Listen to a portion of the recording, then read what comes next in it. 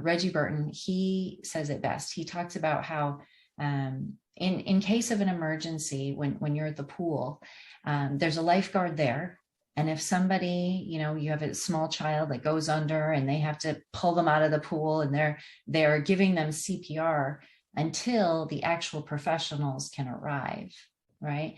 And so that mental health first aid is kind of like that. It's like that bridge where somebody may be in crisis, and you're there to first assess what kind of crisis they're having, what has worked before, has this happened to them before, what has helped them before, right?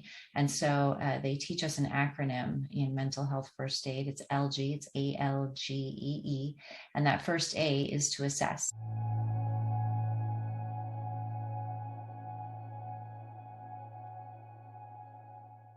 Hey, welcome back to Normalize the Conversation. Today, I'm here with Christina, brand strategy consultant, keynote speaker, trainer, and mentor. Christina, I am so excited to have you on today. We were connected through Nicholas, who's absolutely amazing. And when I spoke with you, we just really connected. I mean, through recovering perfectionism, through your mentoring and your coaching, it was just a beautiful connection. So thank you so much for being willing to come on the podcast today. How are you really?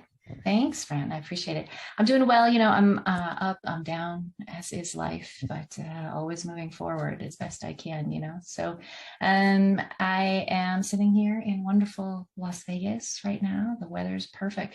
This time of year is perfect. April, May, and then like October, November, my favorite months in Las Vegas. So yeah, it's great. I imagine those are good months because you have a little bit of a breeze. It's not too hot, but it's a little warm. I've only been during the summertime. I've gone twice in summer, and it is so hot. Yeah, it's really hot. I love the heat though, so it works out. So we're good. Plus, it's dry here and more elevated, so that really helps. In times of when my chronic pain might be flaring up or something like that. That always helps as well. Yeah. I did live in the Midwest. I grew up in the Midwest, in fact, and then I went back and lived there for a short time, and the pressure changes and the humidity changes they're a lot. So I like Las Vegas. It's definitely a good state. I don't know if I could live there because it's so dry, the desert. Yeah. I'm spoiled with Florida. I live right near the ocean. So I get that nice ocean breeze. The humidity on my hair is not my favorite thing, but definitely love the weather. Totally. So let's jump into mentoring because I have heard so many amazing things about you from Nicholas. Oh, thank you. So let's talk about what inspired you to start mentoring. I really feel like anybody can be a mentor, and you can do this on an individual level. I've seen these models work very well in organizations, nonprofit organizations, and also in businesses, small, medium, large businesses, where people can just share their experiences. And so for a long time, I didn't think that I could be a mentor because I didn't take a straight and narrow path. My sister, that's definitely my youngest sister. She knew what she wanted to be. She graduated from one of the top psychology school. She's always been in her field and her industry. And that's not what I did. As it turns out, though, there is a really good space for mentors who are non-traditional students who didn't take the traditional career route, who maybe have suffered and overcome different kinds of obstacles in their lives. And, they're here to tell the tale. And that's kind of me. So for me, I had so many people that helped me, people who gave me the benefit of the doubt, people who let me hang out in their office and just soak up the vibe and the language, or people who sat me down and said, okay, here's how you go out and ask for sponsorship money for your nonprofit, things like that. And even things like overcoming difficult emotions, as you know, we'll probably talk a little bit about emotional intelligence later. That's totally my jam. I'm a student of emotional intelligence. That being able to share my experiences, it helped in two ways. It helped me realized that all of those mistakes and those zigzags that I made, or those challenges that I overcame, there's value in them because I can share them with other people. And then also I learned in offering that value and in watching people maybe not make the same mistakes that I made, or maybe recover faster from the things that I've overcome, or giving them what my experience was. It also gave me more confidence to go out there and try more things as well. Like, hey, we're all kind of growing together, and we're all figuring a lot of this stuff out together. And as we have women, men, even younger people, my mentees often, teach me things from their experiences. We all grow together. And I think that's a really great philosophy, and it's worked really well for me in my personal and in my private life. So I definitely suggest mentoring for lots of people. I've worked it out now that it works out really well for me. I've got specific customized programs. I do offer free mentorship for the Asian Pacific Islander community, and that's in honor of my late husband. He was Chamorro. He was an Asian Pacific Islander.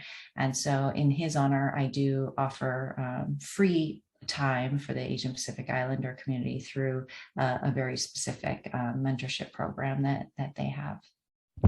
I absolutely love that. You are incredible. I really, like you said, traditional career mentors, really great. They have so much value, but I also think real experience, life experience, the ups, the downs, that really helps you connect with people, because sometimes we just need someone to listen to us, someone to help us learn how to process our emotions, because no one teaches us this.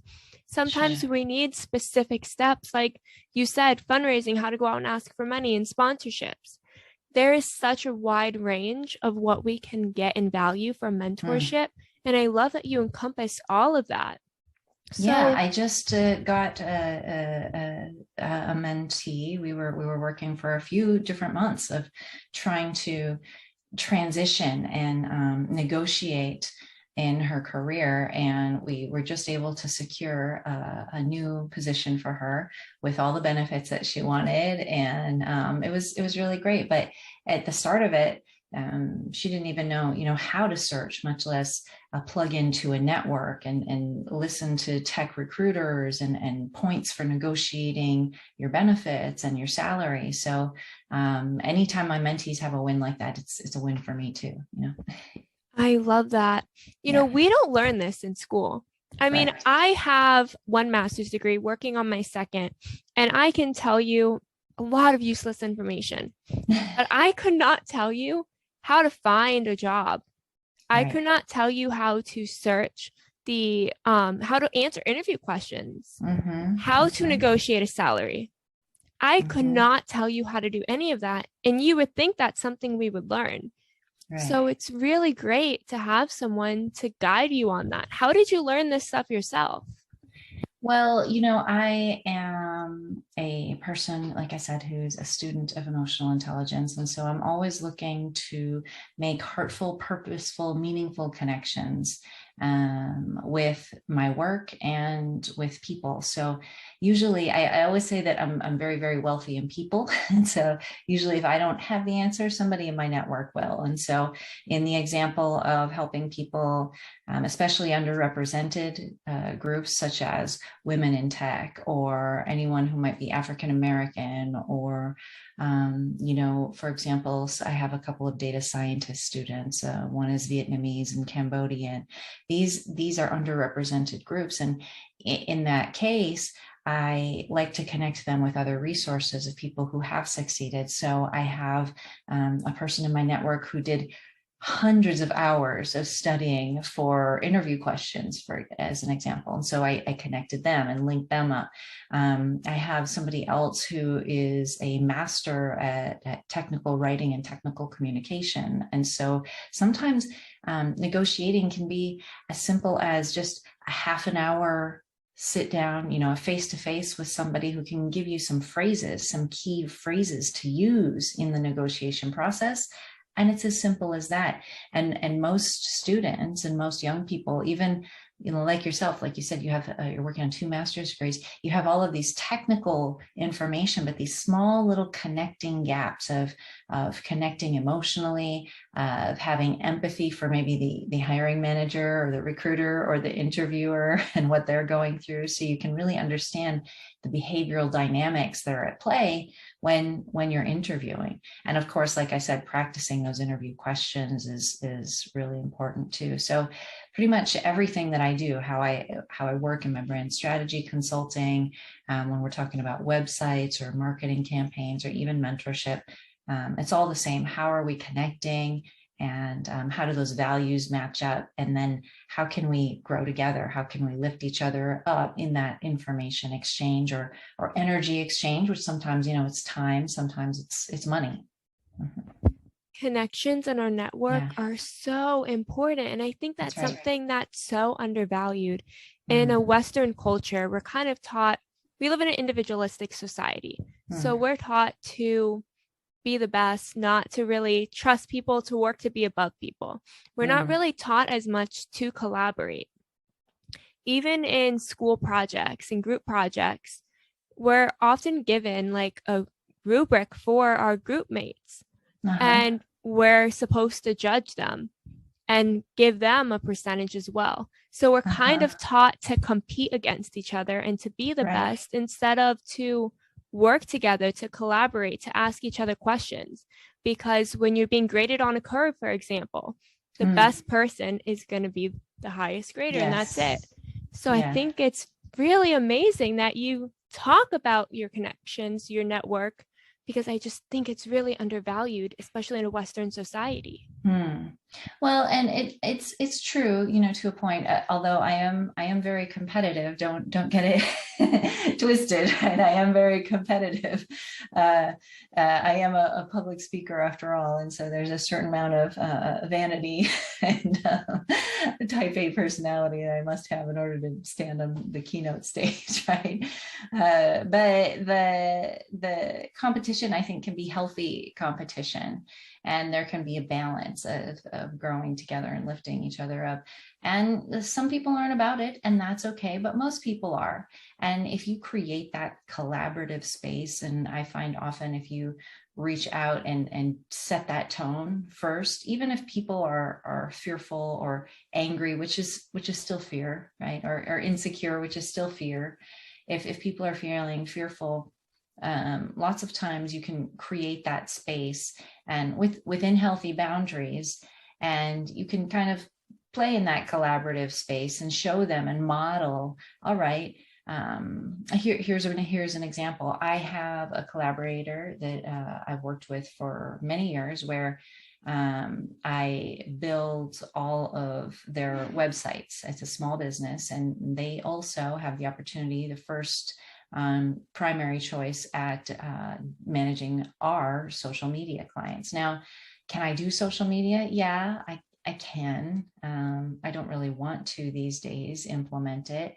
Can this other company, could they do websites and content? Well, they have a couple other vendors that do smaller work, but they don't do the work we do, like for in the cosmetology, plastic surgeon space, where you really have to have a lot of security, and you have to have a lot of back end regulatory information that's in place. For example, if you're running Google marketing campaigns or Google ads, things like that. So we're very specific, and we have this relationship. Separately, we wouldn't have been able to make the money that we've made in our businesses. However, together, we've made thousands of dollars together. And she'd be considered a competitor of mine. However, we've worked it out that we collaborate and we both stay in our own lane. And again, together we grow and we go farther. So it's totally possible. And at the same time, I am competitive, right? So at the same time, my contract and our agreement does talk about the first right to refusal for her to help us with any of our social media clients or campaigns, things like that. So you can be collaborative and a little bit of healthy competition. It's really not all that bad. A little bit of competition is Uh-huh. definitely, I mean, I'm type A as well, as you know. We've talked about this. Yes, And we have. it's good to have competition, at least for me, because it helps exceed my expectations, to grow, to set new standards for myself, but That's right. also being willing to know that I can't do it all and that it's Yeah. okay to ask for help when I don't know something. I think a lot of people, especially I can speak on my generation, our Mm. mental health takes a massive toll on being afraid to reach out for help, being afraid to ask questions. And not even generational, but even culturally, right? So I sit on board of directors for a mental health foundation. It's called the Avery Burton Foundation, and it's interesting how the topic sometimes around mental health, even when talking about culturally competent mental health help and assistance, they'll just maybe say, well, you need an Asian therapist. Well, no, don't come at me with an Asian therapist. Do you need a Vietnamese therapist, a Cambodian therapist, a Filipino, a Chinese, a Jap? My late husband, he was Chamorro, and they have what they call Chamorro pride, and asking for help, is a big sign of weakness in that context. And unless you have a therapist or somebody who really understands what that looks like and where that person is coming from, it's going to be really hard to apply Western medicine application to their mental health healing when your professional, the so-called professional, doesn't even have those resources or the competency within that context. It makes it difficult, makes it challenging. And if your health insurance, maybe for your job, says, all right, well, we're going to cover 6 sessions. Okay, well, it usually takes about 4 or 5 sessions, I always say, to kind of get a feel for that rapport and whether or not the therapist gets you or gets where you're coming from, or if you're going to be able to open up, well enough. And by that time, 4 or 5 sessions have gone by. Maybe you only have 1 session left and you're like, I don't know. Well, that's it. That's what your insurance is covering. And then what are you going to be likely to say? Are you going to say, wow, that therapy was great? Or are you going to say, therapy doesn't work for me? It works for some, but it's not for me, Yes, that Yeah, happens so much. I unfortunately. mean, so many people only get a few sessions and then they're Mm, like, I don't feel better. Some of it mhm, is expectation, some of it is mm, stigma, some of it's misconception, and some of it's that financial barrier. yeah. And I don't think this is, again, something that we don't speak about enough, because Mhm, it does take a while to build rapport. yes. I'm Yes. studying for psychology right now, and that's our short-term goal. So we're taught Mm, that up until the 3rd month, we're really still building that rapport. So it's yes. very unreasonable to assume we've made any real progress in 6 weeks. Right. Right. Or sometimes, maybe 6 months if you're taking 1 session a month. Well, an entire 6 months can go by, and anybody who's overcome or come through, I should say, grief or PTSD or anxiety or depression knows that, even 3 days can seem just like a lifetime sometimes. I mean, there have been times in my life where, my therapist was my lifeline. It just felt like I was just hanging on there until my next appointment in the next few days. And sometimes, that meant having a friend on speed dial or having a different kind of counselor or a different kind of tool that I would have to use to help me get through that. And if somebody's only setting therapy appointments once every month and they're still unsure about their therapist, well, it cannot be the best experience. I'm really, really interested in having a conversation about how we can get more diversity in our therapists, in the US. 80% of therapists in the US are white. And it's tough when they may not understand where somebody's coming from. I mean, this is the melting pot, right? So we need representation from all different groups, in all different positions, genders, ages, in these various careers around mental health. It's just not there right now. It is not. It really isn't. And like you said before, it's really helpful to have someone who understands your culture, your background, who can relate to you, who may have similar experiences as well. Right. It is so important. And yet there are so many barriers for us to get representation. Sure. The cost, going through it right now, the cost Yes. is so unaffordable for so many people. Yes. And when we have a field that is so high in demand, that has such a low supply to begin with, and that has very little diversity, we can't be making it that hard for people to become educated and get that degree and license they need to enter that field. This is a field that is essential to the future, and yet we make it so difficult. It's not easy. And the cool part though about that is that we're seeing these ancillary things come out, right? And so things like, I'm certified in mental health first aid for youth. They also have a certification for adults. And what that is it is a certification. You go take a full day course. Sometimes it's 2 days, and you learn about how to assist somebody who may be in a mental crisis. What kind of mental crisis? Is it induced by drugs, or is it induced by some kind of a chemical imbalance? Is this something they were born with, a brain dysfunction, or do they have neurodiverse kind of conditions? All of these things, and you can go through training. And I think that our co-founder for, or our founder for our nonprofit, Reggie Burton, he says it best. He talks about how in case of an emergency, when you're at the pool, there's a lifeguard there.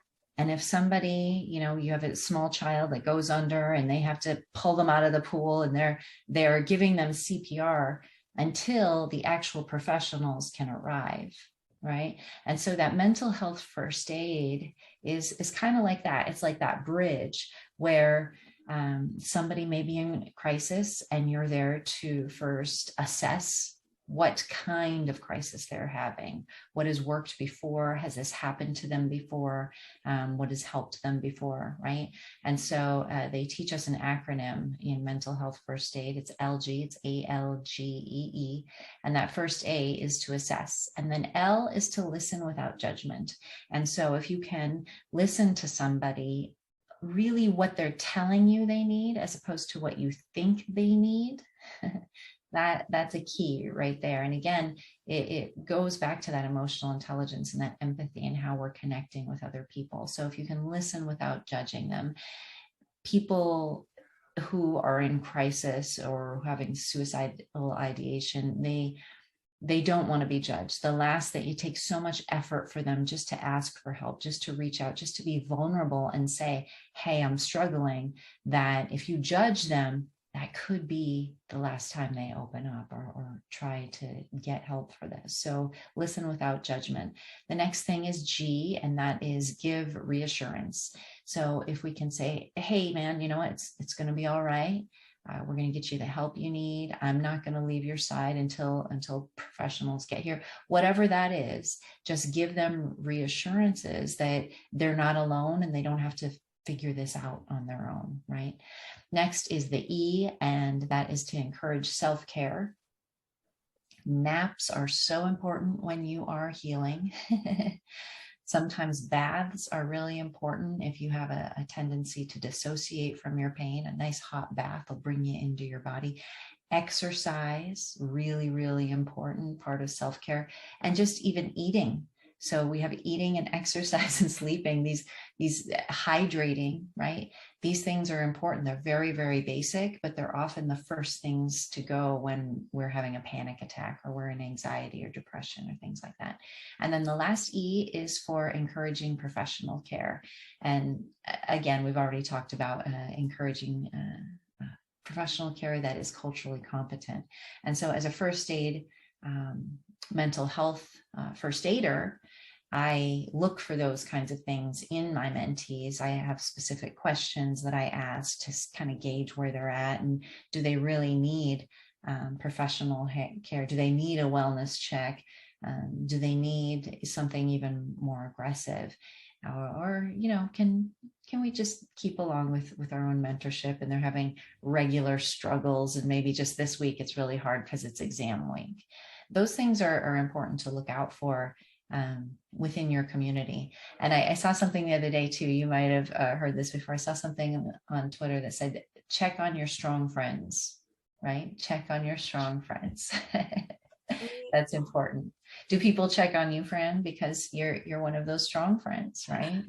Not as much as they used to. I think when I first lost my uncle actually to suicide, people noticed that I was like this rock, right? I was always that strong one, being there for everyone. And I remember there was this one person, it was my aunt's father, who literally tried to check in with me every single day. And I definitely didn't even realize that I was struggling. So although it wasn't too preventative, because I didn't realize I was struggling and I didn't have the words to explain it at that point, it was really nice to know that someone cared, even when I seemed put together. Exactly. That's right.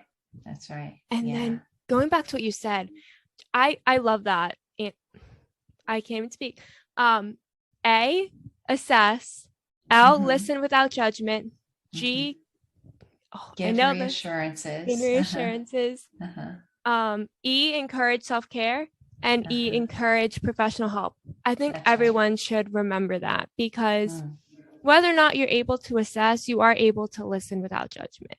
You are able to give someone reassurance. You're able to encourage self-care, and you're able to encourage professional help. Yeah, so the great part about that is that it's not linear either, right? I feel like because I also do, I'm a brand strategy consultant, and I also do coaching with different executives who might be suffering from imposter syndrome, or transitions, or want to negotiate in their career. And it's not linear. I feel like 10% of what I do is encourage people to get professional help.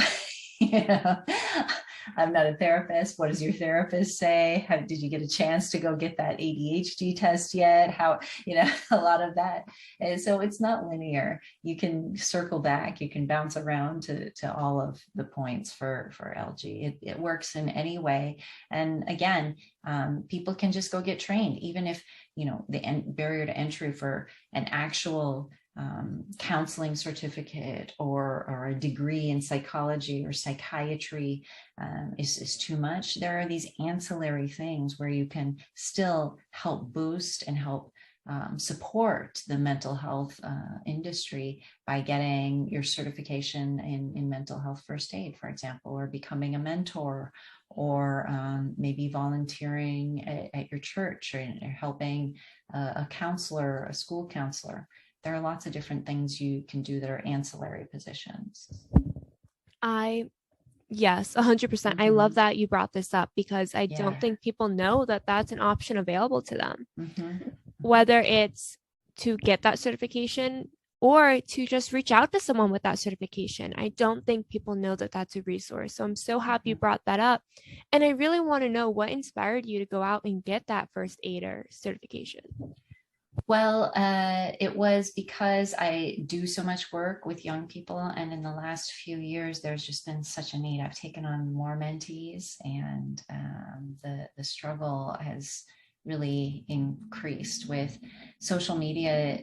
Anybody has access now to vomiting their opinions out on the internet. And so there's a lot more bullying. There's a lot more insecurity. There's a lot more comparisons, competition. politics, war, invade, all of these things. And we have access to all this information in real time. What we don't hear about often is the good news, just because by nature our brains are wired to look for bad news and go, hey, alert, alert. There's racism over here. Hey, there's, this is not good over here. And so we have all of this exposure. It's especially even with COVID-19 and how it affected different people all around the world. So I decided to go and get a certification so I could really look for those signs and have a process and have a tool in the meantime, while continuing to encourage people to get the professional help that they need. For me, again, I'm a suicide loss survivor, and my late husband just didn't have the coping skills required to overcome, his traumas and his struggles. And he fell back on addiction. That was how he coped. And there's too much of that right now, way too much of that. And I just want to help touch as many hearts as possible so that they don't have to suffer how I've suffered, so that families don't have to suffer how our family has suffered. And young people, especially people in transition, we find that can happen a lot, from high school to college, from college to a job or graduate school, or even if you're switching industries and you're a woman who's been in the corporate world and suddenly you decide to go into tech, which is dominated by white males. So all of those transitions can really wreak havoc on your mental health. And I was seeing it everywhere, and it's my purpose. Really, it feels very natural to me to be able to help other people so that they don't have to experience what I experienced. Yeah. It takes a lot of strength and a special kind of person to come from a place of pain and turn it into purpose and turn it into a reason to show up for people, to help people, to support people. A lot of people use pain and loss and tragedy just to sit in it. Yeah. And to use it as an armor to treat people poorly because they've been so hurt people. Well, and I've done that. They've hurt people. Yeah, you're right. I've been there, and the key is to have that self-forgiveness piece, so that even despite those behaviors, you go to sleep and you start the next day, and you just give yourself that grace that maybe you might give a young child who's throwing a tantrum, because really that's kind of what's happening. Yes. And forgiveness is so important. Who you were yesterday, the way you acted yesterday, does not have to be who you are today. That's right. And learning to forgive yourself for when you make a mistake. You're human. You have so many emotions. I mean, yes. So much happens. And like you said, with social media, we genuinely see what is happening around the world all day, every day. I get my news updates from Twitter. That's terrible. That's where I get mine too. I don't think that's terrible, because I get a wide range of news updates from Twitter, and they're immediate. So I'm okay with that. I just have learned, though, to protect my peace, right? And so anytime that I found myself being overly comparing my life to somebody's best Instagram life, I have logged out of Instagram and then changed my password, so that every single time I check Instagram or Facebook, I have to enter my password. And my password is something like, some kind of a mindfulness or protecting my peace, or, something like that. So I'm doing it with intention, and I'm moderating that a little bit, because otherwise it's really easy, even as adults, to get sucked into drama, political arguments with people who you're never going to change their minds, right? You're never going to be able to push back and resist a stranger without having any kind of rapport or understanding the context of where they're coming from. You're not going to change their mind. So it's not worth it. You have to protect your peace. You have to protect your own mental health, and put those limitations on what makes sense for you. Yeah. Exactly. And I really want your opinion on this. So for me, I used to get all my news updates from a more neutral source like the Wall Street Journal.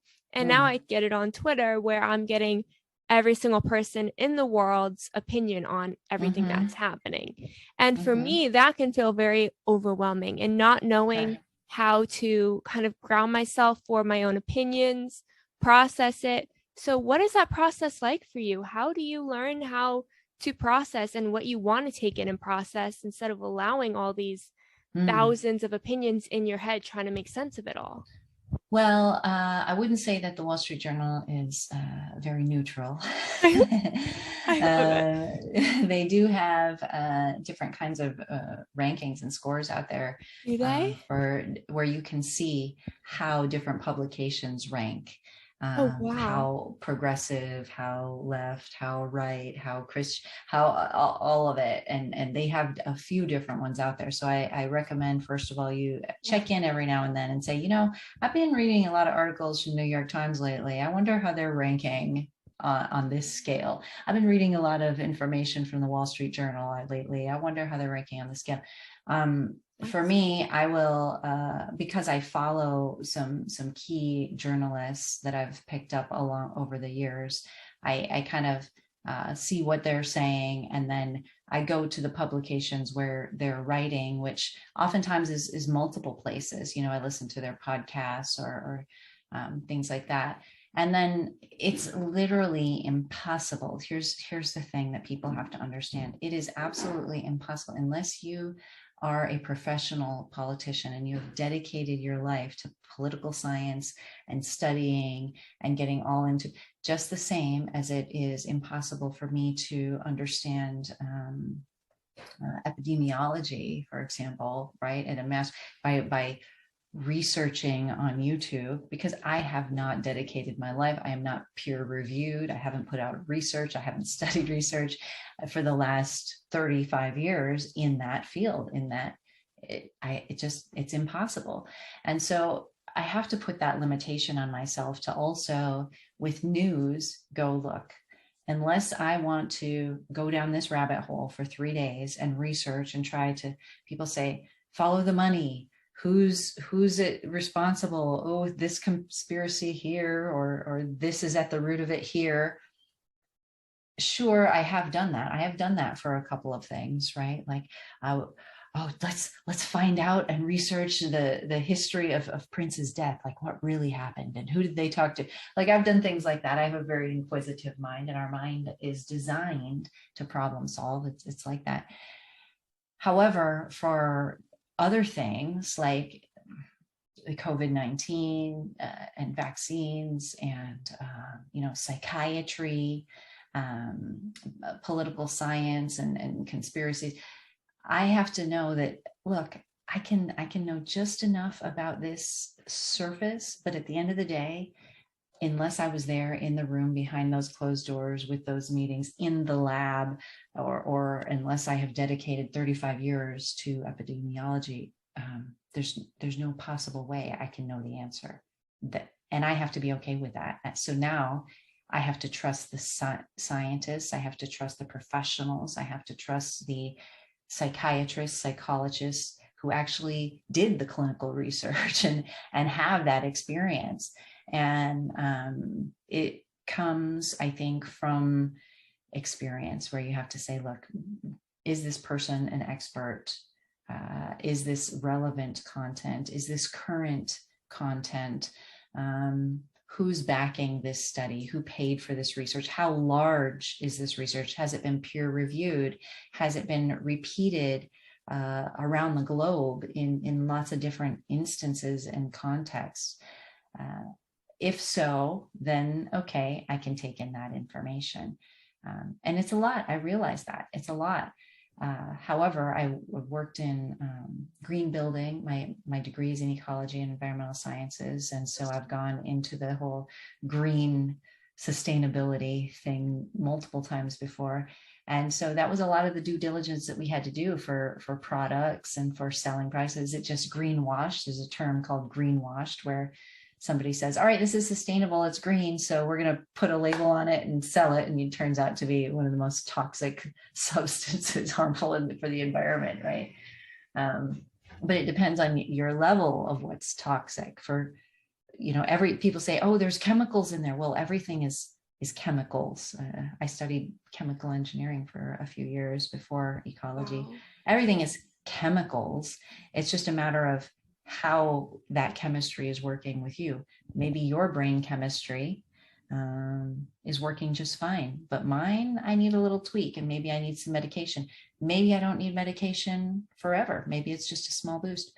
Maybe supplements would be better for me. Maybe hormones would be better for me.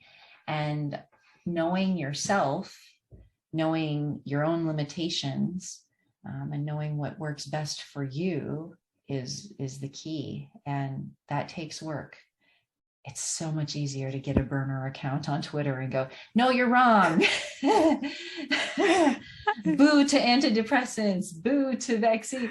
Right? It's so much easier.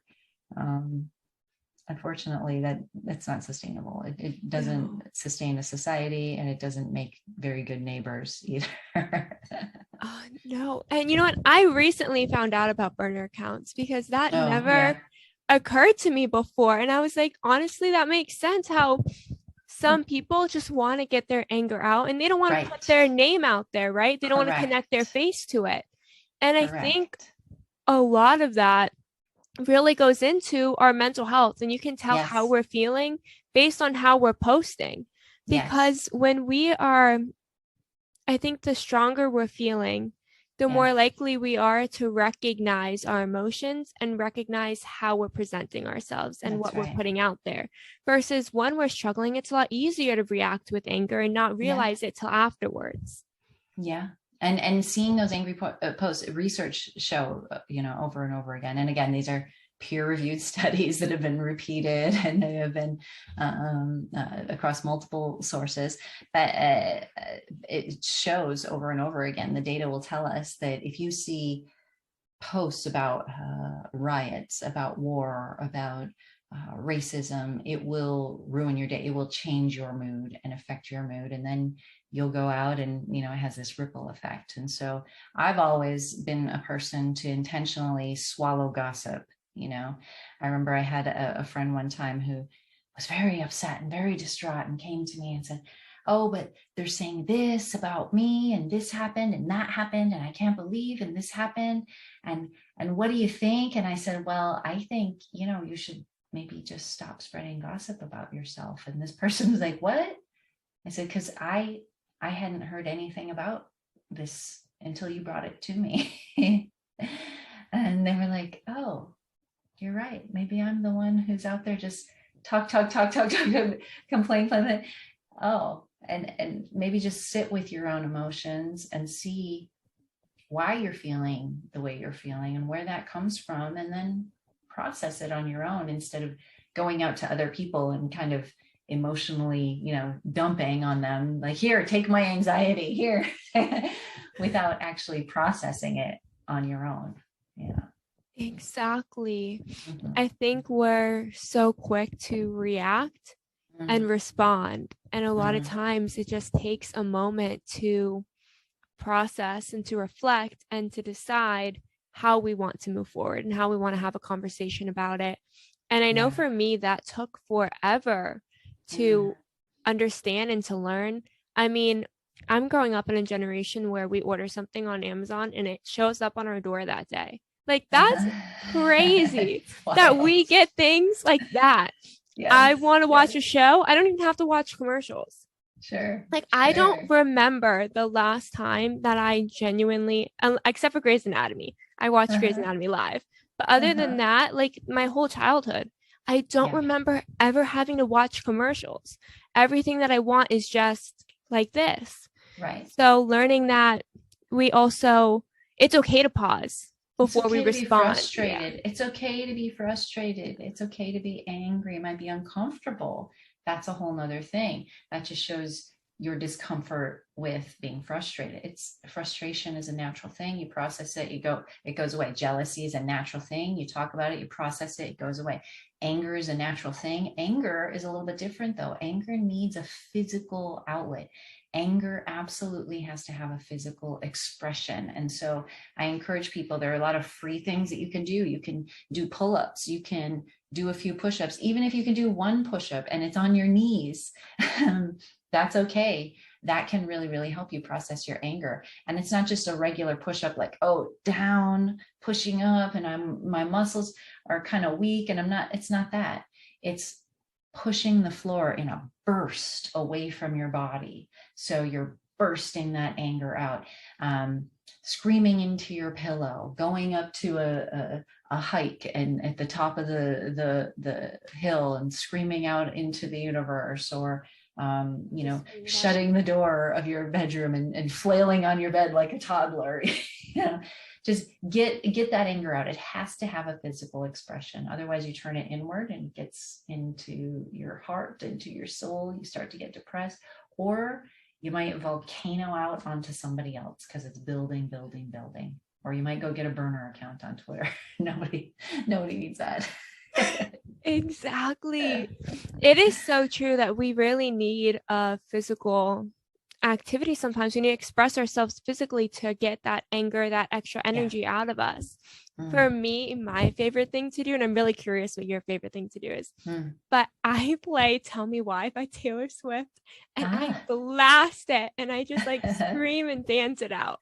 For me, that's like the best way to alleviate anger. My parents know if I'm playing that song or I send it to them, they're like, okay, she needs some time. She needs to have a dance party by herself. I'm in timeout right now. What is your favorite way? Oh my gosh, I have so many ways, because I will even be angry and want to hold on to it like a toddler. So, a lot of times it's the willingness to use the tools available to us. And I just finished the first draft of my memoir. It's called Imposter, Memoir of a Fraud, and how I've felt like an imposter my whole life, and how I've kind of overcome these feelings of insecurity, how I've learned to process trauma, how I've learned to release rage and anger. And a few of those things are blasting death metal music. That really kind of helps me focus. I'd get in the car and just blast it, or I'd put it in my my earphones and just blast it. Doing push-ups, like I said, but pushing the floor away from me in these bursts. Doing pull-ups. I can't do a whole lot of pull-ups, and so pull-ups are a really good way to use that effort. Sourdough bread, making sourdough bread and really kneading the bread for 20 minutes. Your arms, you get your shoulder in it. You can really think about that person that you're mad about, or that instance, or that unfortunate event, or, whatever is unfair that you're upset about. What else do I use? I use tapping. In fact, I just had one of my mentees contact me just yesterday, and they're like, thanks so much for this tapping. I've been doing it for 22 days and I notice a difference in my anxiety already. And so there is a tapping app. It's totally free. It's called Tapping Solutions, and it'll have certain things in there like releasing my anxiety and turning my day around, or there's a tapping exercise in there. I think it's 8 minutes long, and it's something like, I'm worried about the state of the world. And sometimes I'll be so mad, I'll be like, fine, I'm opening up this tapping app. Like, whatever. And I'll open it up and I'll be like, so what? I don't even want to. And it has you rated. What's your level, your emotional level now? I'll be like, it's a 10, fine. And then I'll do it. And I'll say, now think or repeat after me. And I'll be like, no, I'm not repeating after you. You say it, And then at the end of it, they'll say, rate your level now. And it'll be, all right, maybe it's a 9 now. Fine. It's a 9. Do it again. I'm like, no, I'm not doing it again. But, it helped a little bit. And it was the willingness to use the tools. Sometimes taking a pen to paper and just even like scribbling around, like, I'm so mad over and over again. Whatever the tool is, you have to process it. Otherwise, what happens is we suck it in and it explodes. We think we want to maybe blow off some steam, and we're just going to go get high or do some drugs, or we're just going to go do something unhealthy, and take it to Twitter and start ranting. Those are unhealthy ways to express difficult emotions. Yes, and I think that there is again not enough conversation on the difference between healthy and unhealthy outlets of expression and healthy and unhealthy coping tools. I think people often see it as this helps me feel better, so that's what I need to do. And if it helps you feel better, but it's not causing any kind of positive impact, it's not helping you really process, it's not helping you grow, you don't necessarily feel really good inside afterwards. Right. It might not be the right kind of coping mechanism or outlet of expression for you. And That's finding right. ones that work but help and help you grow are essential. Yeah, absolutely. And I apply the same thing to my businesses when we're creating as a brand strategy consultant, and whenever we're building websites or marketing campaigns or software, it's the same thing. Are we creating sales processes that are going to help your business grow and help your customers and clients really connect with your products? Or are you trying to, push emotional triggers that kind of feel sleazy, or tips and tactics that might be, kind of black hat SEO things that'll drive traffic to your website temporarily, but as soon as Google updates that algorithm, you're going to lose all that SEO anyway. And I have a saying that I really truly live by, and that is, how we do one thing is how we do anything. So I try to really work that into everything that I do: my mentorship, my coaching, and my consulting with my clients. I love that. That is so true. The way we go about one thing really is the way we go about everything. Yeah. On that note, I want to know, what's one piece of advice you have for someone who, let's go for a Gen Zer, who is maybe struggling, you're going through life transitions, your mental health is kind of declining a little bit. What's one piece of advice you could offer them? The thing that I think is really most important for all of us these days is to just treat ourselves gently. One of my dear friends, Nancy Gabriel, is one of the top mediators here in the state of Nevada, probably in the country, but I'm biased. She's amazing, and she always reminds me to tell yourself the truth in the kindest way possible, because if we're being hard on ourselves, chances are we're going to be hard on other people too. If I'm telling myself, oh, Christina, you're so stupid, why did you think about that? Why did you do it that way? Chances are I'm going to project that also onto my clients, into my relationship, maybe even our children. We don't need that, right?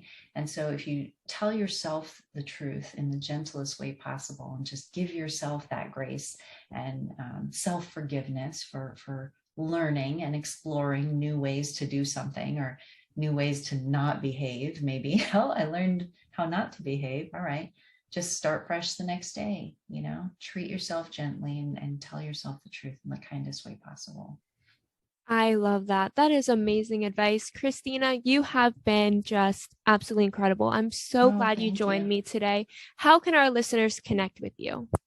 I'm Lucky Girly Girl everywhere on the interwebs. So it's LuckyGirlie Girl, Lucky Girly Girl, on all social medias and on the internet. Yep.